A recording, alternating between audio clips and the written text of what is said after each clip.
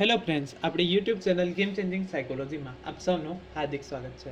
આજના વિડીયોમાં આપણે આવનારી ફિલ્ડ ઓફિસરની પરીક્ષા તે ઉપરાંત જે વિદ્યાર્થીઓનું મનોવિજ્ઞાન છે એવા વિદ્યાર્થી માટે GSET તેમજ TET જેવી પરીક્ષાઓમાં મનોવિજ્ઞાનના જે વારંવાર પ્રશ્ન પૂછાય છે, તો આજના વિડીયોમાં આપણે મનોવિજ્ઞાનનો વિકાસ કઈ રીતે થયો છે તો એની ચર્ચા કરીશું. આ વિડીયો નંબર 5 છે, એટલે અગાઉના વિડીયો તમે ન જોયા હોય તો જોઈ લેવા વિનંતી.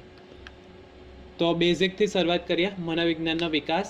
તો મનોવિજ્ઞાન માટે સૌપ્રથમ અંગ્રેજી શબ્દ સાયકોલોજી શબ્દ કોના દ્વારા આપવામાં આવ્યો છે? તો રુડોલ્ફ દ્વારા આપવામાં આવ્યો હતો. તો યાદ રાખવાનું છે, મનોવિજ્ઞાન માટે સૌપ્રથમ અંગ્રેજી શબ્દ સાયકોલોજી એ રુડોલ્ફે આપ્યો છે. તો આ યાદ રાખવાનું છે, ઇમ્પોર્ટન્ટ છે. ત્યારબાદ સાયકોલોજી મૂળ ગ્રીક ભાષાના સાયકી અને લોગોસ શબ્દનો બનેલો છે. તો અહીંથી યાદ રાખવાનું છે, સાયકોલોજી મૂળ કઈ ભાષા? તો ગ્રીક ભાષાના કયા શબ્દ? સાયકી અને લોગોસ. સાયકીનો અર્થ થાય છે આત્મા અને લોગોસનો અર્થ થાય છે વિજ્ઞાન. તો ફર્સ્ટ વ્યાખ્યા જે બેઝિક મળે છે, આત્માનો અભ્યાસ કરનારું વિજ્ઞાન એટલે મનોવિજ્ઞાન. મનોવિજ્ઞાન આત્માનું સ્વરૂપ અસ્પષ્ટ હોવાથી તે ખ્યાલનો અસ્વીકાર થયો. એટલે કે મનોવિજ્ઞાનમાં જે વ્યાખ્યા આપવામાં આવી કે આત્માનો અભ્યાસ કરનારું વિજ્ઞાન એટલે મનોવિજ્ઞાન, તો એ વ્યાખ્યા જે છે એ અસ્પષ્ટ હોવાથી એ ખ્યાલને અસ્વીકાર કરવામાં આવ્યો. શા માટે? તો વિજ્ઞાન આત્મા જો છે તો શરીરમાં કયા ભાગમાં છે તો પુરાવા માંગે છે. આત્માનું રૂપ, રંગ, કદ, સ્થાન ક્યાં છે તો એ પુરાવા માંગે છે. તો પુરવાર નથી કરી શકવાના કારણે આ વ્યાખ્યા જે છે એ અસ્વીકાર કરવામાં આવે છે. મનના વિજ્ઞાનના મત મુજબ મગજના જુદા જુદા ભાગોમાં જુદી જુદી માનસિક શક્તિઓ ગોઠવાયેલી છે. ત્યાર પછી બીજી વ્યાખ્યા આવે છે, મનનો અભ્યાસ કરનારું એટલે મનોવિજ્ઞાન. તો મનના વિજ્ઞાનના મત મુજબ મગજના જુદા જુદા ભાગોમાં જુદી જુદી માનસિક શક્તિઓ ગોઠવાયેલી છે. મનોવિજ્ઞાનને વિજ્ઞાન કહેનાર કોણ હતા? તો પોમ્પોજી હતા. તો આ યાદ રાખવાનું છે, આ પણ ઇમ્પોર્ટન્ટ છે. તો મનોવિજ્ઞાનને મનનું વિજ્ઞાન કહેનાર કોણ હતા? તો પોમ્પોજી હતા.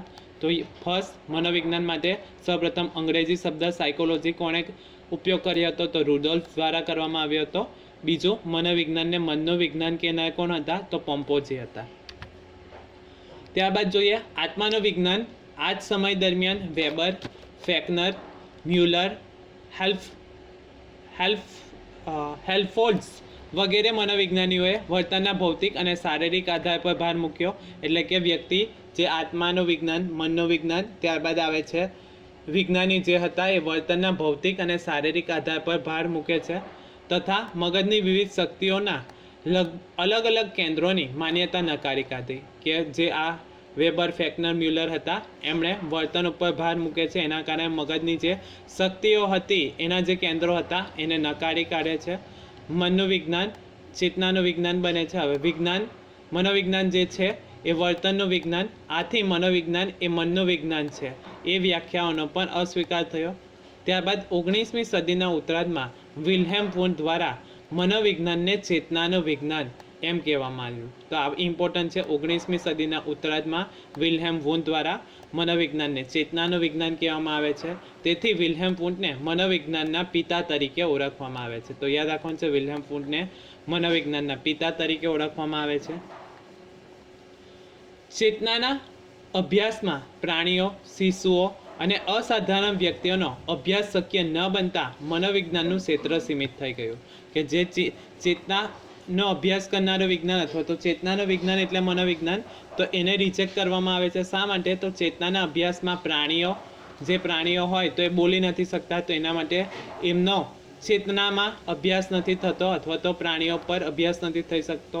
નાના બાળકો હોય તો એ પણ નથી બોલી શકતા, એના કારણે આ વ્યાખ્યા જે છે તો એ સીમિત બની ગઈ. તો એના કારણે મનોવિજ્ઞાનની જે ચેતનાનો અભ્યાસ કરનારું વિજ્ઞાન અથવા તો ચેતનાનું વિજ્ઞાન એટલે મનોવિજ્ઞાન, તો એને પણ રિજેક્ટ કરવામાં આવે છે. અસાધારણ વ્યક્તિઓનો અભ્યાસ શક્ય ન બનતા મનોવિજ્ઞાનનું ક્ષેત્ર સીમિત બની ગયું.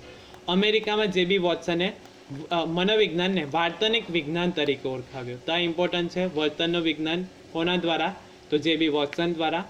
ચેતનાના અભ્યાસ માટે વુન્ડે દર્શાવેલી આંતરનિરીક્ષણ પદ્ધતિના સ્થાને વોટ્સને વર્તનના અભ્યાસ માટે બાહ્ય નિરીક્ષણ પદ્ધતિ ઉપર ભાર મૂક્યો. તો અહીંથી ઇમ્પોર્ટન્ટ છે, વિલ્હેમ વુન્ડ દ્વારા કઈ પદ્ધતિ વિકસાવવામાં આવી હતી? તો આંતરનિરીક્ષણ પદ્ધતિ ઉપર ભાર મૂકવામાં આવ્યો હતો. જ્યારે વોટ્સન વર્તનના અભ્યાસ માટે બાહ્ય નિરીક્ષણ એટલે કે જોઈ શકાય એવી પદ્ધતિ ઉપર ભાર મૂક્યો હતો. હવે જે આંતરનિરીક્ષણ છે તો વ્યક્તિના મનમાં શું ચાલી રહ્યું છે તો જ્યાં સુધી વ્યક્તિ નહીં જણાવે ત્યાં સુધી આપણે જાણી શકતા નથી. અને વ્યક્તિ હંમેશા સાચું જ બોલે છે કે ખોટું બોલે છે તો એના આપણને કોઈ પુરાવા નથી મળતા, એટલે વ્યક્તિ જે કહે છે એ આપણે માની લેવું પડે છે. એના કારણે વોટ્સને વર્તનના અભ્યાસ માટે બાહ્ય નિરીક્ષણ પદ્ધતિ ઉપર ભાર મૂક્યો અને માત્ર વર્તનને જ મનોવિજ્ઞાનના વિષય વસ્તુ તરીકે સ્વીકાર્યું. આપણે જાણીએ છીએ કે માનવી જાગૃત હોય કે સૂતો હોય, કામ કરતો હોય કે શાંતિથી બેઠો હોય, સમુદ્રના તળિયે હોય કે અવકાશમાં હોય, દરેક પરિસ્થિતિમાં પ્રત્યક્ષ જોઈ શકીએ અથવા ન જોઈ શકીએ તેવું કશુંક તે કરતો રહે છે. આ તેનું બાહ્ય અથવા તો આંતરિક વર્તન છે. મનોવિજ્ઞાન માનવીના આવા બાહ્ય, આંતરિક, શારીરિક, માનસિક વર્તનનો અભ્યાસ કરનારું વિજ્ઞાન છે. એટલે કે મનોવિજ્ઞાન હવે બાહ્ય વર્તનોનો અભ્યાસ કરે છે, એટલે કે બાહ્ય, આંતરિક, શારીરિક, માનસિક વર્તનનો અભ્યાસ કરનારું વિજ્ઞાન છે. ત્યારબાદ મનોવિજ્ઞાનની વ્યાખ્યા તો સીટી મોર્ગનની વ્યાખ્યા ઘણી બધી વખત પૂછાય છે. મનોવિજ્ઞાન માનવી અને પ્રાણીના વર્તનનું વિજ્ઞાન છે. એટલે કે મનોવિજ્ઞાન શું છે? માનવી દ્વારા અને પ્રાણી દ્વારા જે વર્તનનો અભ્યાસ કરે છે, વર્તન કરે છે એનો અભ્યાસ કરનારું વિજ્ઞાન એટલે મનોવિજ્ઞાન. ત્યારબાદ હિલગાર્ડ અને એટકિન્સનની વ્યાખ્યા છે. મનોવિજ્ઞાન માનવીની તમામ માનસિક અને શારીરિક પ્રવૃત્તિઓનો વૈજ્ઞાનિક અભ્યાસ કરે છે. એટલે કે માનવી દ્વારા જે પણ કંઈ માનસિક અને શારીરિક પ્રવૃત્તિઓ કરે છે તો એનો વૈજ્ઞાનિક અભ્યાસ કરે છે, તો એ મનોવિજ્ઞાન છે. ત્યારબાદ એચી ગેરેટના મતે મનોવિજ્ઞાન વાતાવરણના સંદર્ભમાં, એટલે કે મનોવિજ્ઞાન વાતાવરણના સંદર્ભમાં માનવી અને માનવેતર પ્રાણીઓના વ્યક્ત થતા વર્તનોનો અભ્યાસ કરનારું વિજ્ઞાન એટલે મનોવિજ્ઞાન. એટલે કે મનોવિજ્ઞાન જે છે એ ચોક્કસ વાતાવરણમાં અથવા તો ચોક્કસ પરિસ્થિતિમાં માનવી અને માનવેતર પ્રાણીના વર્તનનો અભ્યાસ કરનારું વિજ્ઞાન એટલે મનોવિજ્ઞાન. તો આ યાદ રાખવાનું છે. ત્યારબાદ મોસ્ટ ઇમ્પોર્ટન્ટ મનોવિજ્ઞાનના સંપ્રદાયો અને સંપ્રદાયની માન્યતા શું છે અને એ પદ્ધતિ અલગ અલગ સંપ્રદાયો કોના દ્વારા અથવા તો કયા મનોવૈજ્ઞાનિક દ્વારા રજૂ કરવામાં આવ્યા છે. તો સૌપ્રથમ છે રચનાવાદ. તો રચનાવાદ છે તો ચેતનાનો ઘટકલક્ષી અભ્યાસ કરે છે. સંવેદન, પ્રતિમા અને લાગણી. તો ચેતનાવાદ ચેતનાના ઘટકલક્ષીનો અભ્યાસ કરે છે. સંવેદન 5 જ્ઞાનેન્દ્રિય દ્વારા જે આપણને અનુભવ થાય છે એ. પ્રતિમા, લાગણી. હવે રચનાવાદ કઈ પદ્ધતિ ઉપર ભાર મૂકે છે? તો આંતરનિરીક્ષણ પદ્ધતિ. રચનાવાદના પ્રણેતા તો વિલ્હેમ વુન્ડને ઓળખવામાં આવે છે. ઈસવીસન 1832 થી 1920. વિલ્હેમ વુન્ડ ક્યાંના હતા? તો જર્મની. ત્યારબાદ છે કાર્યવાદ. તો ચેતના દ્વારા થતા વિવિધ કાર્યો અને વાતાવરણ સાથેની આંતરક્રિયા. તો એ કાર્યવાદમાં જોવા મળે છે. કાર્યવાદના પ્રણેતા તો વિલિયમ જેમ્સને ઓળખવામાં આવે છે, અમેરિકા.